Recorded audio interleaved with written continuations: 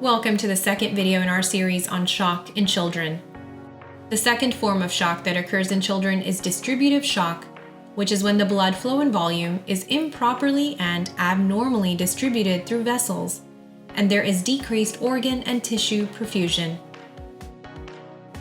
Distributive shock can be identified as normal or decreased preload, normal or decreased contractility, and an afterload that is variable.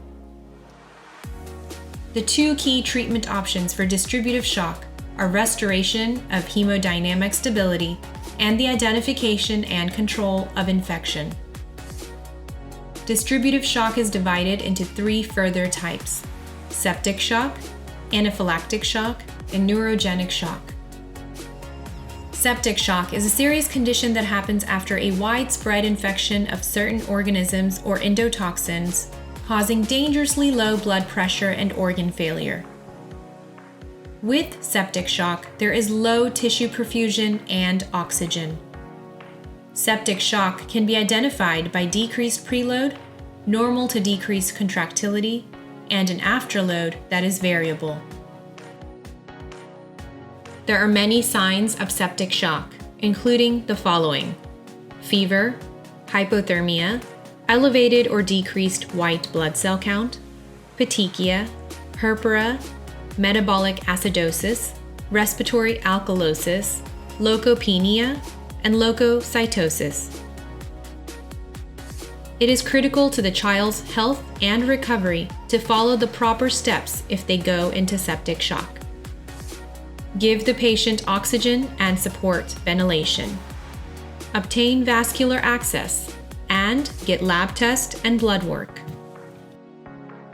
Administer repeated doses of 20 milliliter per kilograms boluses of isotonic fluid. Check and correct hypoglycemia and hypocalcemia, then give the first dose of antibiotics. Order a stat vasopressor drip and stress dose hydrocortisone. If you see that the child does not respond to the fluid treatment, it is best to start the vasoactive drug treatment. And the treatment you initiate will vary depending on blood pressure. For a normotensive patient, start with dopamine.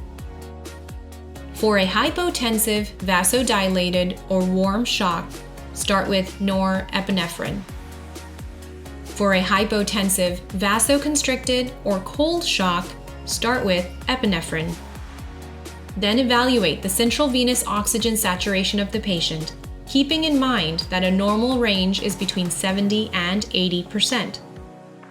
If the patient is under 70% with normal blood pressure and poor perfusion, then you will need to transfuse until a hemoglobin level of more than 10 grams per deciliter is reached. You may also consider giving milrinone or nitroprusside and dobutamine to the patient.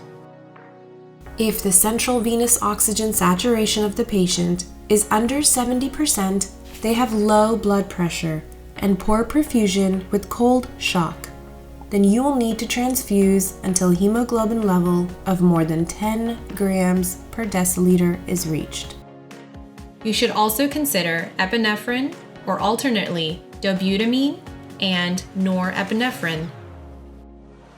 If the saturation is over 70%, low blood pressure and warm shock, give the patient additional fluid boluses and norepinephrine with or without vasopressin as necessary.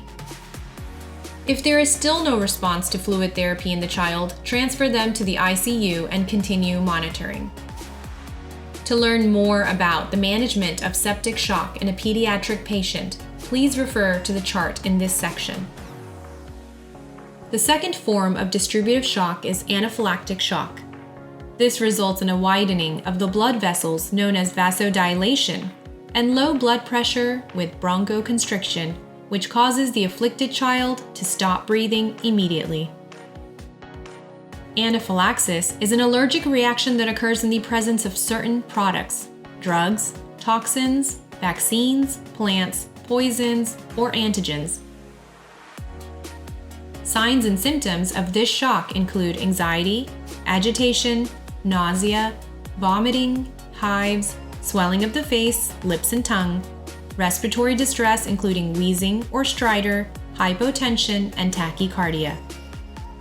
The primary goal in the treatment of anaphylactic shock is to target the problems and causes associated with bronchoconstriction and vasodilation.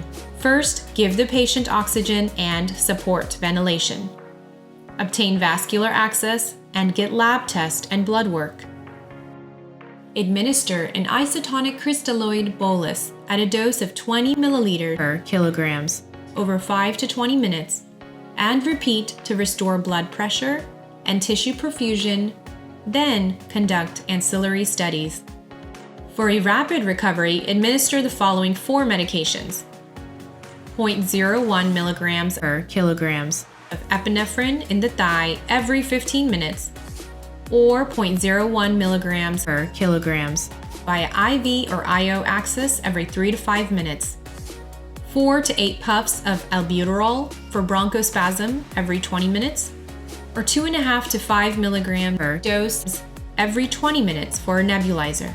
An antihistamine H1 blocker of diphenhydramine in a dose of 1 to 2 milligrams per kilograms via IV, IO, or intramuscular access every 4 to 6 hours with maximum dose of 50 milligrams. A corticosteroid of methylprednisolone in a dose of 2 milligrams per kilograms via IV, IO, or intramuscular access with a maximum dose of 80 milligrams. Continue treating and monitoring the pediatric patient until the child is out of shock. As a part of continued treatment, give the patient oxygen and support ventilation, and within the first hour, administer repeated doses of 20 ml per kilograms or boluses of isotonic fluid. The final type of distributive shock is neurogenic shock. In this type of shock, there is a disruption of the autonomic pathway of the spinal cord. This is the result of head or spinal injury, which causes hypotension, bradycardia, and loss of sympathetic nervous system signals to the smooth muscle in the vessel walls. To properly manage neurogenic shock, follow the same initial treatment as with other types of distributive shock. First, give the patient oxygen and support ventilation. Obtain vascular access and get lab test and blood work.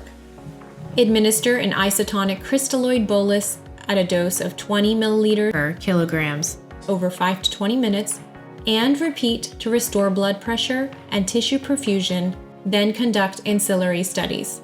Position the child's head downward to improve venous return. If the child exhibits hypotension, consider using vasopressors, such as norepinephrine or epinephrine, in the following doses: 0.1 to 1 microgram per kilogram of epinephrine per minute via IV or IO infusion, 0.1 to 2 microgram per kilogram of norepinephrine per minute via IV or IO infusion. Provide cooling or warming to the patient as needed. This concludes our second video on shock in children. Please proceed to the next video to learn more.